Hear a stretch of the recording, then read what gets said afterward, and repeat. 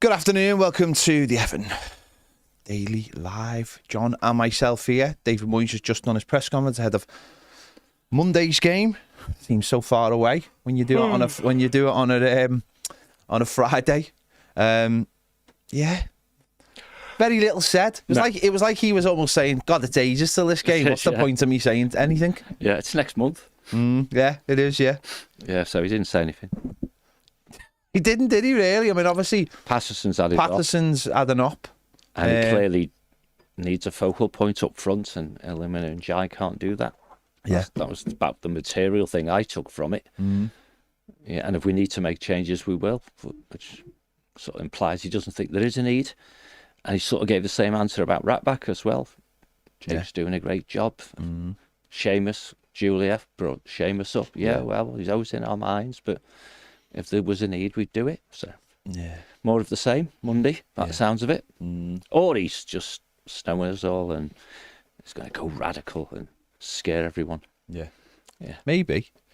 Yeah. Can't see it. They are difficult, these press conferences. Well, they're obligations, aren't they? They do them because they have to. Yeah. But yeah, they are. There's very little in them, is there? It's like, yeah. Especially when there's such a gap between now and the game. Yeah. Because you could get more injuries between now and then. And, you could, yeah. Anything could happen. Yeah. So, la-di-da. Yeah. No, they had Moyes. I don't know. Moyes doesn't make them. He makes them hard work because he's good at them. He's good at deflecting. He's good at sending people down blind alleys and coming up with sound bites and stuff like that. But always seeming like very nice as well. He's just relaxed. He's just a pro, isn't he? Very experienced. Yeah. One the last fella was like an agitator, so that people felt like they could have a little dig back at him. And Moyes is too nice for that. He's too clever for that as well. Yeah. Just keeps them all ticking over. And for the YouTube and television type audiences, he can say what he wants because no one knows what the question was. I mean, until Julia comes on, then we all know what the question is. But it's just mad. Journalists don't know how to use microphones. I was thinking last night though. I was just there. I always sort of catch a bit of the paper thing on Sky Sports News. Oh, when they do the back page. Yeah, the back thing. Pages with the journalist. I was watching. I've done that one. Yeah, and I've done the one in the morning. They do one in the morning as well, don't they? Yeah, but anyway, the one at night would suit me. Yeah. That's because you're awake. And I was thinking yesterday. I was watching it, and you see all the back pages and stuff, and all the. And someone actually brought it up. One of the journalists actually brought it up. He was like, "What did he say?" He said, "Liverpool are the every team, there's a team every month, isn't there? Banter team," he said. The banter team of the month. And I thought it's been a while since we were that team, isn't it? When you think you go back a year or so, or year before, maybe every month. Yeah, and every day or every month there was something about Everton, and I thought I've been watching this programme for like all year, and apart from being actually good headlines about it with Jack Grealish and stuff. I was going to say the Grealish early on, I've not seen anything. We've managed to, we've managed to keep all the, it's all been positive headlines. So I suppose from that point of view, the press conferences have changed a lot because there's not a lot of sort of negative news to talk about, and it's typically just football news, and it's not anything that moves the needle. To us, it might seem like, now and again there's a bit of a crisis, or we want to talk about this individual thing, whatever it is. But to the outside world, we're just ticking along really nicely, aren't we? Boring mid-table type behaviour rather than points deductions and God knows what all over the place, and financial challenges and dodgy characters trying to buy you and all those sorts of things. Yeah, absolutely. Yeah, I think he probably got more about Sunderland, didn't he, than he got about Everton today. Yeah, that's the other thing I think I've seen noticing. I mean, obviously, press conferences, you want to get this debate. The best part of the press conference, sadly, is the bit that we don't see. It's the bit where they actually do open up and it'll be in the newspapers. I still find that very, very strange how they have no issue opening up to Jane. Because Jane, but then it's, again, does that come down to the question? Does it come down to what they want to put out there? Like you just said, like a Sky Sports question. Where is the journalists who were asking the newspaper reporters, and it comes out at 10:30 at night, or it might even come out till Sunday night going into Monday, they ask questions which seem to get much deeper responses and much more open responses as well. I still find that very, very strange. Maybe it's just the people asking the questions. Do you think, or do you think it might just be the circumstances? It's probably a bit of both, and we know this from the summer series that if you watch some of the print journalists, it's crystal clear before they go into the press conference. They've written their article, and they're asking questions that support the article they've already written. So maybe they are more focused on self.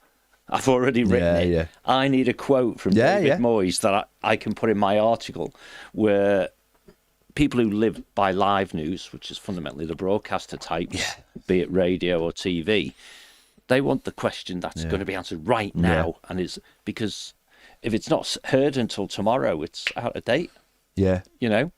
And so journalists, it's why sports journalism, or maybe specifically football journalism, outside of I don't know, do people really do match reports? They don't, do they?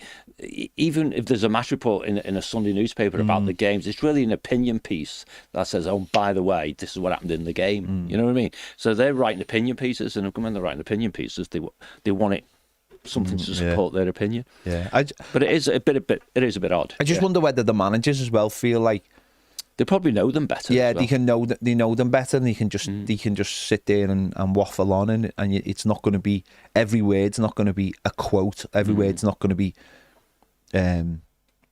cut up as such, and it's, as you're right what you're saying. It's a direct quote to an article a lot of the times.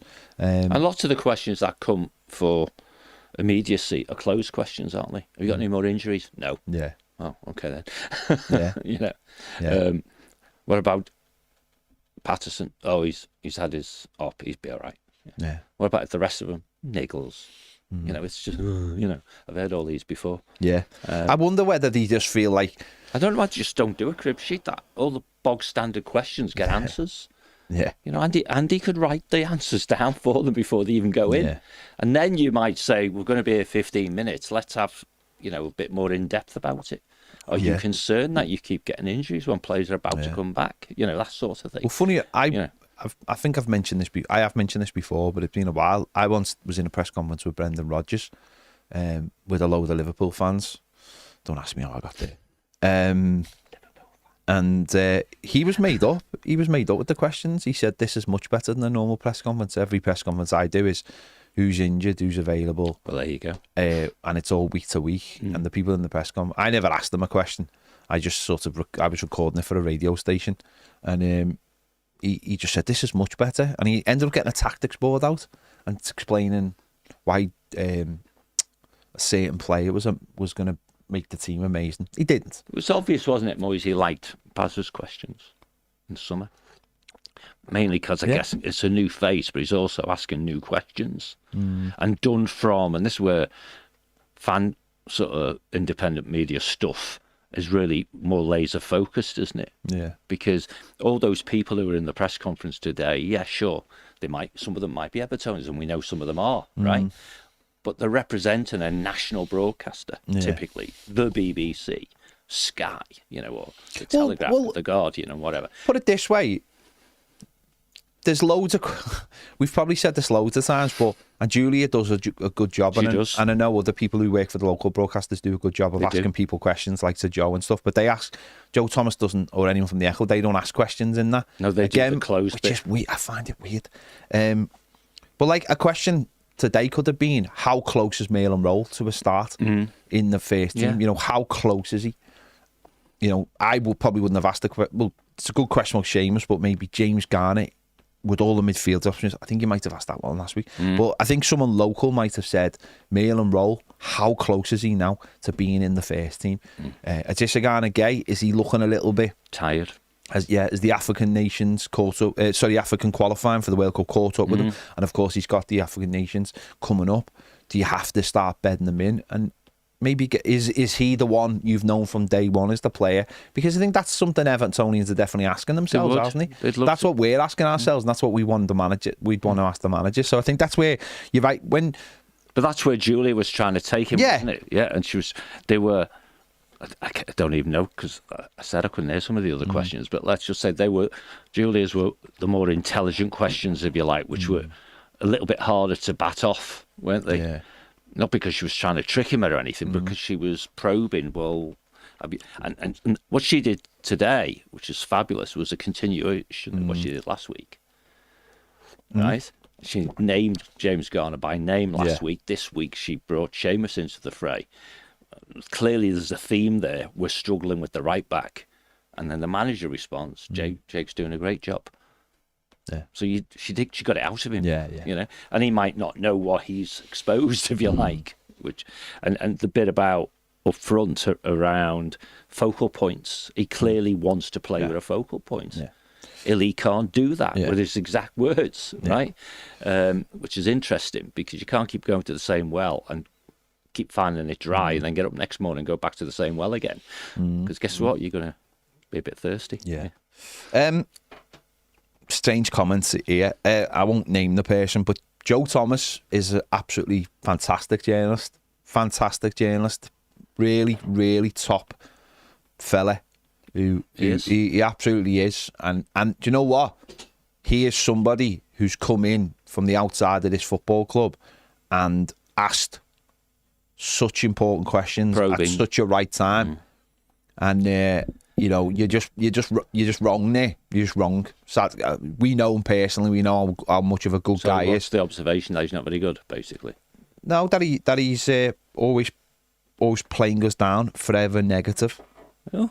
No, not at all. If you think, you know, I'm, you know, I've been called much worse. But when questions there was a time when lots of people weren't asking questions about Everton Football Club, and Joe come in, and I'm sure it could have hurt the publication he works for, a publication that is very much, you know, rightly or wrongly, whichever way you look at it, is on the down because of the way all journalism is going. It's become a clickbait industry. Sure. Even Sean Dyche mentioned it yesterday about saying someone took a headline out of an interview he'd done with a podcast. Sorry, made it a headline about what he'd do if he was a Man United man. But he said there was all this other stuff. And that's the way we live in now. It's all clickbait. It's all, people don't even get past the headlines sometimes. And the headline is barely anything to. There was one day I seen, and it was from that publication, The Echo, and it was like, why Crystal Palace chairman was disappointed with Everton's new stadium. Do you know why he was disappointed with Everton's new stadium, John? It's full. No, because he thought it was going to be crap, and he said it was nearly as good as Goodison, and he was actually disappointed. The atmosphere. Yeah, and he was disappointed by that because obviously that meant it was going against Crystal Palace. Oh, I see. Right. So the headline made it seem like it was a negative. So he was basically trying to say, we thought we'd have an easier time with the fans here than we had at Goodison, because it can't possibly be as good as Goodison because proximity to the pitch and all that sort of stuff. And therefore he was disappointed to hear how loud it was. So they did the disappointed clickbait, sub-editor stuff. Yeah. Which, by the way, the journalist doesn't write those headlines, somebody else does. Yeah. So Joe's a fantastic person. We've had him in here many a time. We're in America. He always does a visit, doesn't he? Yeah, we was in America with him a couple of years ago when he was just brand new to coming in, and he was you know, he's a good fella, and Chris is a good fella there as well. They're working really hard against the tide in many ways, very much against the tide. So there you go. It's opinion. Yeah. I'm just putting that. I'm not saying that person is entitled to their opinion. You were going to say I'm not saying you're wrong, but you did. No. I'm just saying, as people who actually know Joe Thomas, no, he doesn't start from a negative. He doesn't. I'd like to think if people were slagging me off in comments, that maybe some people would stand up for me and tell them that in real life I'm actually a nice, really, really nice person. Have you been slagged off in the comments? I'm always being slagged off, John. John, I live my life. You know this. You having a go at Baz because he's not here? No, Baz is having a day off. I had a day off last. Well, who's going to defend you if they don't see the comments? I couldn't care less.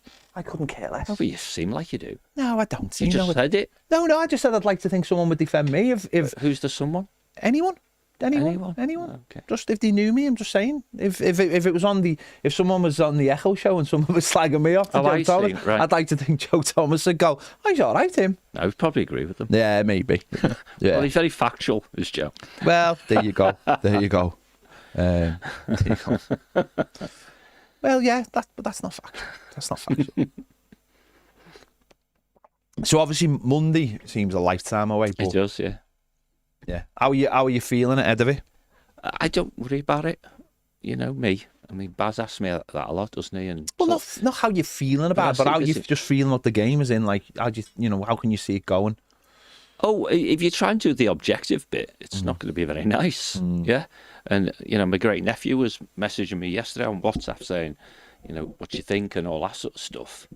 And he wanted to know what I thought the likeliest outcome was, which I told him, which was we lose. Yeah. Yeah, fair enough. And he went, yeah, sadly. I said, but then again, you never know. Could be a Brighton game. Yeah. We could go there and blitz it. Yeah. And he said, I'll take that, because he went to the Brighton game. The Brighton away, when we won. Yeah. I scored every time we attacked. And that's the wonders of football, isn't it? Yeah. Current form, all that rubbish. And where we're at and where they're at, and they're full of enthusiasm. I said to Baz, I think they're perhaps what we're not. They're committed, they're working for each other, greater than the sum of their parts, energy, riding the crest, all the things that happens when things are going well for you, confident and all those sorts of things. But football's great because you can fall from the highest of highs to the lowest of lows. I mean, we've got guys across the road here who've lost 6 and 7. This place is like the morgue, people. You bump into people normally that they're all in bed somewhere with a headache, but they're not around. And that's not because they're hiding from us. It's just they've got that low thing of the certainty that we always win has gone away. Yeah. And they'll be talking about what happens if it's 7 out of 8? Yeah. Then what happens if it becomes 8 out of 9? I mean, how many managers survive? Surprised they haven't come in here for advice. Yeah. Seriously though, it's not impossible that they could lose the next 2 games, is it? No. And if they'd lost 8 out of 9, how many managers survive 8 out of 9 defeats? When you've invested 500 million quid 12 weeks ago. Yeah. And then you're going in the media saying, well, our squad's really shallow, I have all these teenagers I have to play, sort of thing. So it can turn. It can, yeah. We will go chugging along quite merrily, won't we, until we've lost basically whatever it is, 3 out of 4 or something. But it can turn just as quickly back again. Yeah. And I do, in some respects, trust in Moyes. And we all know what we think his weaknesses are, caution and adverse to change and those sorts of things. But the flip side of that coin is consistency and solidity and stuff like that. Is typically what you'll get out of his teams. And he said today, isn't it? We haven't lost by 3 since I got here. Yeah. And he didn't say the exact words, but the sentiment was, and we're not going to do it again either. Let's hope not. So it really depends on, some of those... the marginal things, really. And we had them in the last 2 games. We sort of take our chances. It's putting the ball in the net, isn't it? Absolutely right, yeah. And if you look at your live yesterday or whichever show it was, we talked about if you don't score goals, you've got problems. But we scored the same number of goals as Aston Villa. You know what I mean? So it can be, and perversely for a Moyes team, it's the back door that's got the problem. Which is why, if he's going to be stubborn, go that far, I think, and say I'm going to stay with my back 4, then I sadly think we may have to suffer some of the things we've been having as well. Yeah, until... And then that makes the attacking, the low return on conversion of chances into goals even more acute, because it's the old adage, isn't it? If you think, crikey, to win a game we've got to score at least twice, and we score 1 a game. Yeah. Yeah. That's where we're at. Yeah. So stop conceding and Well, that's it, isn't it? That's where I am at the moment. Is you can do everything right, but if you're not pulling the ball in the back of the net, none of it really matters. That's right. And obviously we're not as tight as what we were, and we haven't been under David Moyes. But that was the trade-off, wasn't it? The trade-off was always going to be there's no point conceding say 1 goal a game, but then you lose them 1-0, and having shown no adventure to try and score. We have to just try and figure it out. Now, I haven't looked at all the numbers, but I think I've seen something before. I think it was something like Grealish had created something like 19 chances, and Njai on the other side has got the most. His XA is the highest, and so clearly we're creating chances. Typically the hardest bit. Yeah, so we're creating chances. We just don't have, and it's whether they believe that that'll turn. Now, again, the last manager and other managers, he said it all the time, and I didn't really fall for it when he said it. Oh, it'll change. You can't not make that many chances and it not change. The expected goals. Look at the expected goals. He used to say that all the time. Look at the expected goal. It has to change. It doesn't have to change. No, that's just not true, is it? It's not like a absolute equation. It doesn't have to change. See, he says, or used to say, it will change. Right? And it's like any day, if you wait long enough, it will. Yeah. You come back to mean, right? Now, if you go back all them years when Leicester won the league, they so overperformed on everything. Yeah. It had to change. But they won the league before it did. Yeah. And the same applies here. Yeah, it did change. It changed when you left, Sean. Yeah. You know what I mean? So sometimes you have to have a spark. Yeah. And the spark might be a change. Not necessarily because you're better or you're Barry. It's different. Something happens. And those guys drop. I mean, I think Beto's XG is about 4 or something. He scored 1. Yeah. So yeah, and Dye and Grealish between them are creating chances. Yeah. How many of them are big chances is another matter, but we've all seen with our eyes. And he was one of them at the weekend. Yeah. Opportunities that should have resulted in goals which were not scored. Right? So goals change games, but they also change players as well. Yeah. A Beto who's just scored another goal, or Barry who gets off the mark, will be a different Barry for the rest of that game. So. Well, I mean, the manager did again. It was Julia that asked the question about Njai. She did, yeah, and she got that soundbite out of him about wanting a focal point. Yeah. So obviously, Beto's not a focal point. He did mention Njai playing up front, or it was mentioned to him about him playing up front, because he did. It's receipts, isn't it? This was something he mentioned when we didn't sign another striker. It's that he said him and Njai and Diblin could play up front. So and he mentioned and others today, so I don't know who they are. But, yeah. So he did mention that, and it's good that that's been picked up again, because it's important that stuff gets. It's important people do remember when people say things of why you haven't done something. And he's mentioned Njai, but he said he's not a focal point, so he's not. What he's saying there, obviously, is you have to change the style, but. But there was a follow-up question there, wasn't there, which might have been something like, okay, if Ndai doesn't provide the focal point like you want, for height, if nothing else, maybe, I don't know, are you saying you're always going to be making, you want one, therefore it's always going to be one of the two. Beto or Barry? Well, ironic, that goes back to something. And he might say, no, Roll can play up there, Diblin can do it, they're bigger, taller, whatever. Yeah. But ironically, that goes back to some of the journalism stuff. On Sunday after the match, he told... So again, they do the TV stuff, and they have a radio scrum, it's called. So basically all the radio stations just get round them. Literally, that's why it's called a scrum. In the days of all modern technology, they all just go round them in a circle, get their microphones out and put them to his mouth, and they ask him questions, and they just basically take this. And he said he was worried about the centre forwards. And that's not really been reported anywhere else. That's interesting.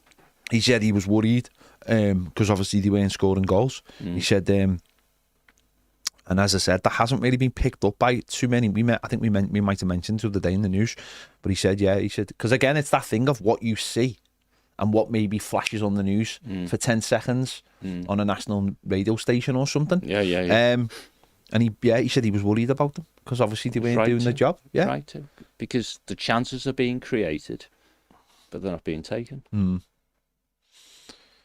But you just wonder. That's the toughest part, isn't it? You're taking Njai, someone who's creating them. If you take him out of that equation, are we going to make as many? And that's something we have to roll the dice on, because he's going anyway. Njai is going to the African nations in 7 weeks' time. Yeah, mid-December probably. So. we're going to have to roll that dice at some point and put Dibblin, and maybe putting Dibblin on the right and putting Njai up front could almost be just a transition, yeah, for Dibblin to be in the team, but Njai to still be in the team, and also obviously helping us in that centre forward position. It could. It's fair dues, and he has to do the same with Ganagay as well. Yeah, I mean I think Ganagay's a little bit more simple though, isn't it? Because obviously Mail and Roll, the manager is quite excited about Mail and Roll. That's very obvious. Badge someone the other day. It's like he likes him. After the first couple of weeks of him having him the international training sessions, yeah. He come back in and he seemed, because there's been speculation online about that, and I think Vinny asked him straight off the bat, there's been noise that he's been really well, and he was like, yeah, and he got him onto the pitch straight away. I think it was against Villa, wasn't it? And then obviously the injury come. But he seems less excited about the other players, or certainly hasn't shown the same amount of excitement. Enthusiasm. Enthusiasm, in it. So, for example. So I think Roll, it wouldn't surprise me if Roll played on Monday, to be honest. That wouldn't surprise me at all if he took a dresser out for a game and just said, this one's just not for you because Sunderland, we've seen this about them or whatever, and we just think this one will leave you out, but you might be back in for Fulham, and we might start rotating that midfield. But I can definitely see Roll starting soon, and I think there's going to be, more of a, the fans want a little change, and if that's the change that satisfies the fans' demands, then I think that's an easy one to make. It is. I think centre midfield's an issue anyway. Yeah. So that needs addressing, and the central defence pairing, Tarks and Michael Keane, will look better if they're less easy to get at. Yeah. You know what I mean? So there's some moving parts there that just need to be nudged a little bit. But it's not massive change that's needed. It's tweaks. Yeah. Maybe that's where he's trying to come from when he says that I think the performance was okay, sort of thing. But we got done on set pieces, which isn't good. And we didn't take our own chances. Well, both those have to change, don't they? Yeah. He's as a manager, you can't have that emotion, can you? You can't have that emotional part that we have as a fan of. No. It's a 3-0 defeat. You've got to take the good bits out of it and then look at how we've conceded 2 set pieces where we haven't conceded from a set piece at all this season. Yeah. So the writing's been on the wall. I think it was writing was on the wall at City. I thought we were so shaky on set pieces, and everyone else seems to be. All these debates about set pieces. It's so strange that David Moyes doesn't seem to be really. There's no sort of really inventfulness, I don't think, in ours at all. No. Everyone else seems to be. Someone's bad the other day about Arteta saying, the set pieces, Arteta, this is what Arteta learned from Moyes. This is clearly the part of his management that he's learned from David Moyes. Yeah. And yet David Moyes now, in 2025, isn't doing the thing he used to do. Doesn't seem like it anyway. Everything just seems off the cuff, where other teams are coming up with really creative ways of scoring from set pieces. And it's that disappoints me. If you have a set piece coach, he coaches, doesn't he? Yeah. So they must do something about set pieces. We haven't got a set piece coach, though, have we? That's what I mean. Yeah. It's almost, literally is, for me, if you have someone that's their job, you are more likely to practice that stuff. And when you talk about off the cuff, we see sometimes, I don't know, referees do it almost, don't they? Sometimes, I swear some of these really silly, excessive, a minimum 5 minutes and then they play 8, is they almost forget to blow the bloody whistle. But you can easily be distracted, can't you? Yeah. And fitness levels are what they are, and who knows where Roll is on stuff like that, particularly in this league. But every time he comes on, you want him to have had longer, don't you? That's the way when I see him, I go, I wish he'd come on sooner. Well, the soonest you can come on is to start. So, yeah, it's very frustrating because it's like you see some of our players and just think, these could do with so many more games, and then you realise, and then you're like, well, the games they need to play in are the ones that are so important. It's like the League Cup game, isn't it? It's like, I think we talked about at the time, it's like you sacrifice one game and yet you're not for a cup competition where you could win a few games and suddenly you find yourself in the semi-finals, and yet no manager ever seems to be willing to sacrifice a Premier League game, even though there's 38 of them. Yes, it is. Yeah. You know, some of the game, and it feels like now every Premier League game is so ultra important, and it's become life and death, and they're all managers. They're treated that way. Yeah, and managers have cottoned on, like, are all using, you know, it's so hard to win in the Premier League now. It's so hard. It's so hard. Thomas Frank said the other day, believed that this was the strongest ever Premier League. He was like, there's no freebie, and there aren't. Don't get me wrong. You can't argue with that. It is. You wouldn't even expect, if someone said, "Oh, we're playing West Ham on Saturday over the weekend," I wouldn't go, "Great. Oh, that means we're definitely going to win." Or we were playing Forest in the bottom three. No one would look at Forest now and go, especially with Dyson having a couple of, over a week now of getting them trying to get them on the grass. Yeah, getting them on the grass and getting the defenders and getting Woney and Stoney involved. It is a really tough season, but no one's prepared to just even listen. I listened to Cosplay Klopp over there the other day, and he was saying, like, this was the game for the kids, and you're thinking, Crystal Palace at home in the League Cup, this is the game for the kids, really? With your pedigree, like, come on, surely you could have but like, he was like, we've got this game, and this game. They will define our seasons. That will not define our season. I just love to have this, like, I don't know, this other competition. I've said loads of times, and people think I'm joking, but I'm not. I think the League Cup should be a group stage. I really do. I think if you imagine you had a group stage in the League Cup, and you knew you had a guaranteed three games, you could give all those players like a game or 2 games or 3 games, and still not play any more games in the season than what we play now. Yeah. It would, you know what I mean? To me, that makes more sense, because bedding in players now is the hardest thing, because and that's the problem, isn't it? This is what we've been talking about all season and it's what we continue to talk about all the time is, did we get our summer right? Well, how will we ever know? We see players that we buy and never do anything, and then they go away to play for other teams after they've had the experience, after they've bedded in, given a couple of years at Everton, got that experience, gone somewhere else, and suddenly they become amazing. Lookman, Moyes, Keane, who just needed time, the time that we couldn't give them. And this is the whole thing about this season, isn't it? We can sit here going, oh, why don't we give Dibblin a go? Or why don't we give Barry a go? And then Barry plays and you go, oh, he needs to sit on the bench. And it's like, it's just so, it's like chicken and egg all the time. And it's nobody's fault. Totally. It's nobody's fault. I fully understand that. That's what annoys, it's not annoying me, but that's what's so frustrating now about European football is, once you're in it and all the teams who play in Europe this season, all the English teams, are guaranteed 10 games extra football. That's 10 games they could be playing.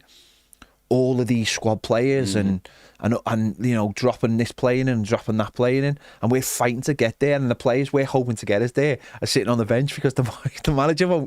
It's so frustrating. It is. And all those managers, forget that, the ones who have the luxury of having extra games and eventually dead rubbers and all that sort of stuff, they'll all say it's a squad game. Yeah. And then the proof is when you look at how many players they've used, but how many players have had more than half an hour or whatever. You know what I mean? It's not just saying, oh, look, we could probably do it, couldn't we? A Beto and a Barry between them might have played every game between them. And it goes 9 appearances each. Well, he played 9 times. What's your problem? Yeah, come on with 3 minutes to go there. Well, Barry's only started 2. That's what I mean. Yeah. So that's why the stat becomes starts, doesn't it? Yeah. Well, minutes. It becomes minutes now, isn't it? That's what I mean. It went from appearances to starts to minutes. Yeah. Right. And of course, Angus sat on the sofa over there and said, a good transfer plays 30+% of the minutes. Well, some of our guys haven't played 10% yet. Yeah. Never mind 30. Yeah. If the game's played, never mind for 30 through a whole season. So. Yeah, and it's that thing, isn't it? That's going back to the original point of taking the positives of the game. You need to take that step back and say, well, what did we do well in that game? And I wonder, you wonder how managers chop up a season and how they work out them, how they work out. Well, I've done enough points in this, and I know that next, if by doing this and bedding these players in and getting now a bigger squad, that when we get to the second half of the season or the last 15 games of the season, whatever it is, all those players will be bed in, and we know then we're going to get more points because we did the hard yards in absolutely. the first half of the season. And that's where the deep squads come to their fore. Yeah. They really do. Yeah. I bracket them per game 9s. We just finished bracket 1. We're about to start bracket 2. Yeah, I mean, that's roughly what I'm saying. It's four quarters, roughly, for the season. Yeah. So fundamentally, we've got a point a game in the first quarter, give or take. Yeah. And it needs to be better. Otherwise, you have to do what you've just said. You're getting 2+ points per game on average for the last 9 games. You know, when it all matters. Yeah. Yeah. But as I said, that's what's so frustrating this season with seeing. Was it 9? Is it 8 or 9 teams? I can't ever keep up in Europe. Is it 8 or is it 9? James, what is it? 9 is it? Yeah. So there's 5 for the Champions. So nearly half the league, nearly half the league are in European football this season. Guaranteed those 10 extra games where they can bed all those squad players in, and that's, as I said, that's so frustrating that we could do, because that actually takes me back to 2017 when we were last in Europe. We were both in Lyon, weren't we? And that was such a big opportunity to actually bed a lot of those players into the squad when you look back, instead of doing what Koeman did, which was like, you're all playing that game, and you're all playing that game, and you're all playing that game. And it was like, couldn't we have just done it where some of the new players played in Europe and then they bed in via a competition that some of them might, like a Klassen or whoever, might have already played in? And that, and that's such an advantage now. I know it sounds stupid, it's an advantage being in Europe, but it's such an advantage though. Crystal Palace this season, those players they bought, I know they didn't buy many, but just having a chance to bed in against bang average players, bang average Conference League players, they get to go and play these teams, and they can afford to lose 5 games and still qualify. That's what's so frustrating about European football. They can't lose 5 and still qualify, surely. You play last 6. What do you play? 8. So you could lose 4 and win. Sorry, you could lose 4 and win 4. Yeah, true. Yeah. And then still get into the qualifier, the playoff. So a 2. That's another 2. Yeah, and then you're in straight knockouts. And then you're in the knockouts after that, and it's just that. If Everton had that with the players we've got right now, oh my God, we would be so more advanced now, having those extra 4 games. Of course we would. And and they might have scored goals as well. Yeah, exactly. Yeah. So confidence. Never got that chance to get that confidence going. It's so frustrating. So frustrating. It is. But wins change all that for us. Of course they do. A win on Monday will change everything. If we can go there and get a win, which, I mean, it's Sunderland. I mean, we're not sitting here talking about going to Stamford Bridge or the Emirates or somewhere where we've already got that mental block in our head. Oh, I see. Right. It's somewhere where we can go. You can have the mental block about playing the 4th place team in the league instead. I don't know. Do you know what? I mean, you can, but I don't really. I look at their form and they've been really good. Don't get me wrong. I'm just looking now. But I don't necessarily look at where they are in the table right now. No. They've scored 11 goals and got 17 points, and as we know, we've scored 9 goals and have got 11. So. Yeah. They've done really, really well. So you can't say. No, you can't. And they deserve it in many ways as well. Their fans. Well, they've come from a long way down, sort of thing. You know what I mean? I also think they deserve it because, I mean, I watched that playoff final in the summer and they were dreadful. They were how Sheffield United never won that game. It's beyond me. They had a second goal disallowed. Sliding doors, mate. Yeah, but really they had a second goal disallowed that in a normal championship game wouldn't be given because they had VAR for the game, and the lad was marginally offside, and that would have made it 2-0. They were done, and then they scored too late on, won it, and look at Sheffield United. Sheffield United now near the bottom. Already sacked the manager, and these are flying. But what they did do in the summer was they sold their best player in Bellingham and got the money in, and they've invested it really, really well, and have been really smart. For a number of years, they've been rebuilding the right way. Oh yeah. Now, we know some of the guys, who were scouting and working in the recruitment there, and they were playing to a long-ish plan, and perhaps doing all the things you said. putting players in because they've got to do it in the heat of battle. Yeah. You can't come on with 5 minutes to go when you've already lost or you've already won. What do you learn from that? Yeah. Right, and so on and so forth. But yeah, we just need all these close games that we have where so near yet so far. We need to get the so near bits, not the so far bits. Yeah. The benefits, I mean, obviously this time last year we were getting linked with all kinds of Sunderland players, a lot of their younger players. Yeah. So obviously bedding in a lot of their younger players as well with these new players has done wonders for them. It really has. We've probably got about the same points as we had this time last season, haven't we? We have? Yeah. Are we not dissimilar? I would have thought. My memory's... We've got more this season than we had last season, haven't we, James? But only 1 or 2, maybe, is it? How many points did we have after 9 games last season? That's where's Baz when you need him? And old elephant memory, he'd know.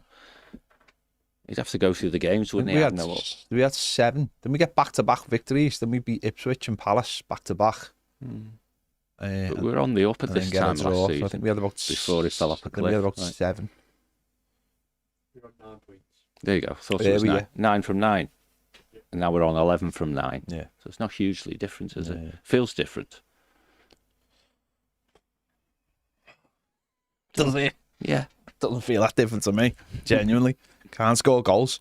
I don't care about any other metric. If you can't score goals, then I'm just like, what's the point? It's the only metric in football that matters. You've not got a chance in a game of football. We've scored enough goals to have 27 points. Don't concede any. No. Don't throw stuff around like it's the only metric that counts. No, it's the only metric that matters to me. Okay. Scoring goals. If you can't score goals, then you've got trouble. It doesn't matter how good your team are. If you can't put the ball in the back of the net, then you've got problems. And if you haven't addressed that problem or aren't trying to address that problem, then you're in trouble. But I'm sure we are addressing that problem. We could have scored 15 to 20 goals and be bottom because we've lost all the games. Yeah, we could have. It's got to be a balance, hasn't it, between attack and defence? No, it has, and I think that's why we're a little bit more porous, is because we are a little bit open, and that's fine when you're putting the ball in the back of the net. Absolutely. But I wouldn't revert. Don't get me wrong. I wouldn't revert back to everyone because man's the pumps and that's the end of it. But I think that's a there is a real problem if your centre forwards have only got 1 goal between them in 9 games. That's a terrible. That's terrible. Yeah. So something really has to be done about that. Let's just have a look at some of your comments before we move on. Gary Ward says howdy. Tom says, I wish they would ask more follow-up questions. I'd love to hear what else Moyes thinks. Yeah. Who else Moyes could play up front. Well, that's it. That's the difference between the British media and the American media. In America, they would be right on it going, well, who is that person then? Who else can play up front? Go on, you tell us. But we're not like that in this country. It's more like, they're doing you a favour. Mike Graff says 15 minutes late and left with more questions than answers. Effing joke. Michael says, I don't watch them anymore. I watch this instead. Makes life easier. Fair enough. Bill says, couldn't get the video to work. Just read the quotes, not one question on why he isn't utilising plays like Roll, Alcaraz, Asnu and Dibbling. Fair enough. That is a decent question to ask. Blue Jay says, funny that you mentioned that we are perceived to be ticking along nicely. A few in work that support the other teams said that we're having a good season to me yesterday. I did retort that it's a bit soon to be claiming that as I thought. I'm sure I've just seen you lose the last 2 games without scoring. I suppose the banter years had to end at some point. Yeah, we're just like nothing now, are we? We're just like nothing to nobody. Bill Cummins says Jake is not playing well at right back. Sorry. No, he's not playing. He's not playing. Is that something you'd definitely change for Monday, John? You had your choice. Yes. Yeah. I think that's come to an end now, personally. But the only problem is, I suppose for Moyes, and Julia did allude to it, is who do you put in there? Because you'd have to move someone else out of position, or do you go for Seamus? I think his psyche being what it is, if he made the leap to putting a specialist right back in. That's what it would be. So he starts Seamus. Yeah. Then, when we talked about this earlier in the week, does that mean Jake goes to the bench? Because I'd much rather him make the decision to play Jake at centre back and then say, what shall I do with right back? Yeah. Rather than the issue is right back. Yeah. And maybe in his own way, that's what he was answering when he said Jake's doing a good job. In other words, I'm not going to drop him for what he's doing at right back. Yeah. But I might move him. And therefore, Julia's question becomes right in the crosshairs then. What about Seamus then? Yeah. Played 2 games in 3 or 4 days for Ireland. Yeah. Forget standards for now, but physically he can start and finish games, right? Why wouldn't you? Yeah. Think about it, you know? And maybe that, and this is where you get into the unknowns, isn't it? You do that, does Tark play better? Yeah. Does Seamus bring some experience into the team? He'll certainly run past and die if need be. Yeah. And he'll recover. And you know, if he blows himself out after an hour, then I must admit, I mean, if I was a fast striker and I seen the prospect of Seamus, Tarky, Michael Keane, and Michaelenko playing, I'd be rubbing me. I'd be licking my lips. Of course you would. So you'd have to put Jake O'Brien in there if that was the case, because you just couldn't get away with that kind of. There's no pace in that back four whatsoever. No, and the thing we have to remember, of course, is a slow right back can be a fast centre half. Yeah, because just the way it's played. Yeah. So.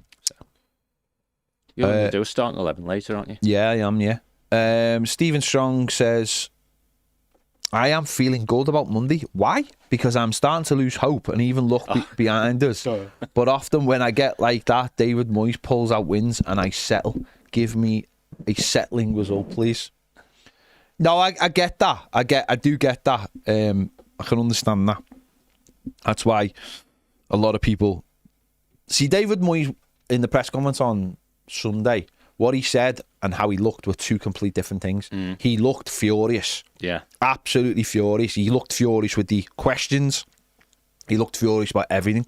But his answers were very calm and he deflected all of the answers. He didn't think it was a bad performance. He just thought it was one of those nights. But he looked furious. And when someone said, do your players need to take responsibility for that game, that loss, he said, yes, we all do. And that was it. And then someone else asked him a question about, what was it? It was about something. And he said, he answered it with, yes. And then the person said, well, you going to tell us? And he went, no. Like, he something like, how are you going to, do you know how to fix this? And he was like, yes. And he was like, can you tell us? And he went, no. And that's what he was like. He was really like short, defensive, but like said the right things, but his body language was just like, get me out of here as fast as I can. So hopefully it is one of those games where he goes, this isn't happening, like you said before, this isn't happening again. We're not getting beat 3-0 again.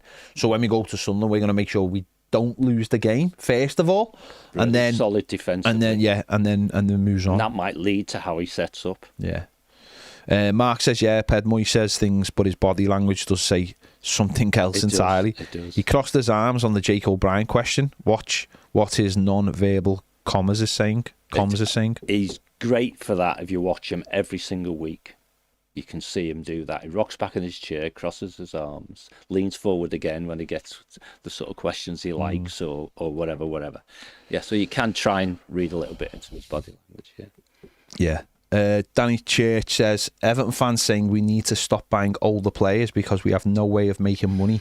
So we get young players with potential, saying, why did we buy players with no experience? Can't win sometimes. Totally. Well, that's been my sort of argument in the last couple of weeks, is like, it's not who you buy. It's what your plan is to do with them. And I know me and Baz had a conversation yesterday with Asnu about Asnu and said the same thing. It's not necessarily buying these players. Fundamentally, buying young players and fatten up the cow, so to speak, is what you should be doing now. But we don't seem to be feeding them. No. And it goes back to what we were saying before about getting enough games. If you don't play them, then every inbound transfer is a waste of money because they're not impacting the outcomes. Yeah. I can't, well, maybe I'm just an idiot, but I can't believe that when they sat round the table and we're not going to blink, with Southampton and dribbling, that the net result was going to be, thank God we got him for 30 million instead of 40. Yeah. Now he can warm our bench for the next 12 to 18 months while we decide what to do with him. That can't have been the conversation. Yeah, I mean, the Dublin one, it's not over worrying to me, just because he's got basically the best two players playing in wide positions. No, I get that. Yeah. But then you have to find ways of giving him more. No, I agree with that. And the Barry one and the Asney one will just make me. They just blow me mind. They really do. They blow me mind. And when you're sitting here and it's nearly November, it's different from sitting here in April. Yeah. But you've still got to ask the question, haven't you? But your mind getting blown will continue if, for example, Asney goes out on loan in January. What was that all about then? Yes and no. Yes and no. Should. No, I know, but what the only thing I would say about that is, John, is if Everton turn round and say, we brought him in and we expected a bigger growth period. Sure, that's fair enough. Yeah. And there was a plan if he improved in the 5 months to keep him, and there was a plan if he didn't improve, we'd put him on loan. So if there's two, I said yesterday, I was saying to Baz yesterday, I seen someone the other day put on Twitter, it was Danny Baker, who used to do a lot of footy stuff, didn't he? And he was like, when teams are doing poorly, there's always someone who comes out and says, trust the plan. And it's like, no one ever tells the fans what the plan is. So how can fans trust a plan that no one has ever explained to them, or trust the process? Yeah. And it's like, well, what process? If someone had said to us 2 years ago, trust the process, we'd have been like, all right, yeah, let's just sit here like idiots and let's see how it goes on. With people trying to buy the club, people trying to sell the club, whatever it is. It's like, no one ever tells the fans. So it's with what the plan is, and no one's told us. Okay, Moyes came out and said this fella's going to take a year, but that was it. It wasn't like we'll see how he gets on, and then we might put him on loan or blah blah. You always know that when you have a young player that you comes through your academy, you generally know that. But when you buy a player, it's a bit different, isn't it? Because we all get excited about buying new players, and he falls in a slightly different category to Barry, because Barry's seen as someone who will get opportunities and has scored goals in other countries, whereas Asney's a little bit more. I don't know. I don't even know what you categorise Asney, because he played for Bayern Munich. He went on loan, played in La Liga, and actually a lot of Bayern Munich fans were bit miffed when he left. Disappointed with company for not playing him. But we've had loads of players that actually we've been disappointed haven't played for us, and then the manager sells them, and then you soon realise why the manager sold them. They don't kick on. They don't do the things that in your head you thought. It's that a player is always better when they're not playing scenario, I think, sometimes. But this fella hasn't played at all. No, certainly not for us. So we know he's got pace. Yeah. We know we haven't got any. Yeah. He hasn't even managed to get a minute. No. At the end of a game. 5 minutes at the end of the game. Yeah. When you brought Dwight McNeil on, who's got no future at this football club. Or seems to have no future at this football club by how the manager has knocked them right down the pecking order. A senior player who was one of the most important players in our team now struggles to get off the bench. That tells you everything you need to know about Dwight McNeil's future. Decision made by manager. Yeah, very much so. And you can't even bring on a young player for 5 minutes because of what? You're worried that we might concede a goal and might go against our goal difference. We didn't bring players on. And you're more likely to concede a goal by bringing on a guy you don't want, right, who has zero pace, instead of a youngster who might have some enthusiasm, has got pace. That's if I don't play him, don't knock 50 grand off the transfer fee type minutes, isn't it? Yeah. So again, there may be some method in the madness, but hey ho, we're only having these conversations because we lost football matches. Yeah. I come away from the stadium the other day thinking, we'd won that game. We just said we played all right there, but we got some issues. Yeah. Instead, we played all right and got battered. And the same team got totally battered at Man City and won 3-0 there as well. Yeah. You know what I mean? So it is, you can't just live and breathe by what comes up on teletext that you lost 3-0. Yeah. There's a lot behind that. Yeah. So. Yeah. It is. It's just hard, isn't it, when you're in the moment? It's in our. It's Of hard. course it is. it's That's our- why instant match reactions and things are fun.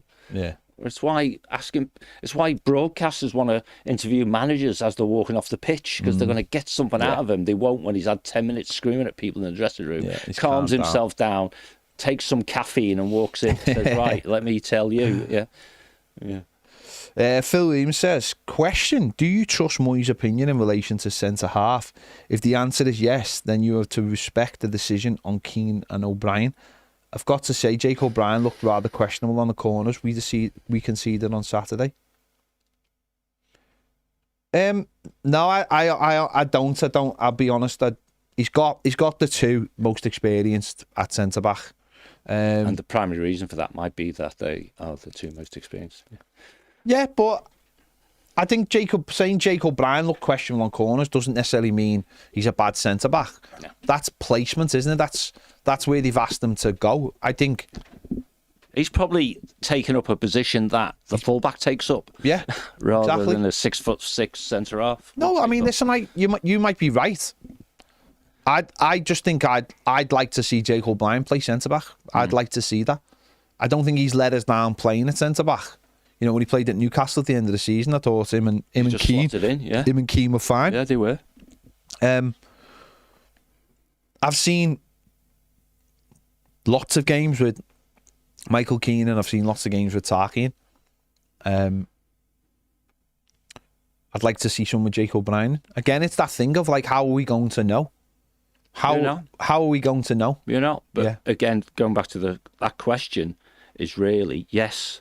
The short answer has to be yes, you trust in the manager, but how long for? Yeah. It's not forever. No. You can trust the manager overall, but you can still find things. We've said this last week, didn't I? I said this week. I'm 75% with Moyes, but there's that 25% that will always let him down. For me, anyway. It doesn't mean for everybody else. Other people might be 90%, other people might be 100%. I will never be 100% with any manager because they're only human. You'll see things that they'll see. They'll see things because they see them every single day. I'd like to see Jake O'Brien. The set piece thing, you might be right, but as John just said, he's taken up a position based on him being a fullback, and we play zonally. The two set pieces on the weekend were zonal, and they got Benteke to just run round the back. I mean, if you look at that set piece, Ajisa Gay standing and marking nobody, but he's keeping an eye on the two players on the edge of the area in case it drops. And when we're successful defending, Ajisa Gay, because he's shorter, will often be will win the second ball. So we head it away, and Ajisa Gay will knock it away. They just did us on set pieces. The second one was straight into Pickford, and the lads out-jumped Pickford, which I don't know how he's done that. So you might be right, Phil, but I'd like to see him. Mark says, Jesus, the last time we played Sunderland, they had Rodwell, Gibson, Vaughan and Oviedo. Then again, our team wasn't much better with Holgate, Kenny, Klassen and Sandro Ramirez. See what he's done. I'm going to have to look it up now, see when it was. I can't even remember that game. I remember the season before because I was there. We got beat 3-0. I think it was. Sam Allardyce was their manager and kept them up, and it was horrific. It was the next day. Martinez got sacked. It was absolutely horrific, as you can imagine. Right. So it was the last time we played them, September 20th, 2017. Nias scored for us. Did he? What was the score? 3-0. I don't remember that at all. League Cup. Oh, yeah. We've beaten them the last two times we played them. Yeah. Last time we lost was May 2016, which is the one you're talking about, right? Yeah. It was horrendous that night. They secured there. Yeah. We were just... Yeah, it was like... It was horrendous. Yeah. Absolutely horrendous. I mean, Martinez shouldn't have even got that far. It'd gone. Yeah. Yeah, it was horrendous. Well, he did go in the end. Yeah, after that game. Earned lots of money as an international manager. which maybe is what Potter thinks. Who knows? Yeah. Maybe. He did a good presser, Potter. I thought he was flippant and funny. He done one joke and he repeated it 5 times. It was amusing though. And it avoided him getting asked any questions about the football. They won though. They beat us 2-1. I know. He was chill. It is funny though when you're in like a situation like that and you've got someone that everyone's looking at and then they say something funny and everyone's like reacts like the little children. Like, oh, isn't he funny? It's like, yeah, it was funny once, mate. Not 4 times. Stop going on about it. Just get Moyes in here. That's what I'm here for. Yeah, we did have to suffer Potter because we were waiting for David. Yeah, that was. We didn't have to. We just decided to. Well, we were just soaking it all in, weren't we? We were just soaking it all in. We were getting all the. If you want to sit down, you have to go in there and listen to some American guy asking a question about and getting the stare off David. Yeah, don't you? There was some funny questions, wasn't there? Like from the Americans, like some real like Central American, like proper like like proper like, you know, how's your time being here in the city? He's like, I've been here for 7 minutes and I've seen nothing but a training pitch. I've seen nothing. Right, see you all later. Bye.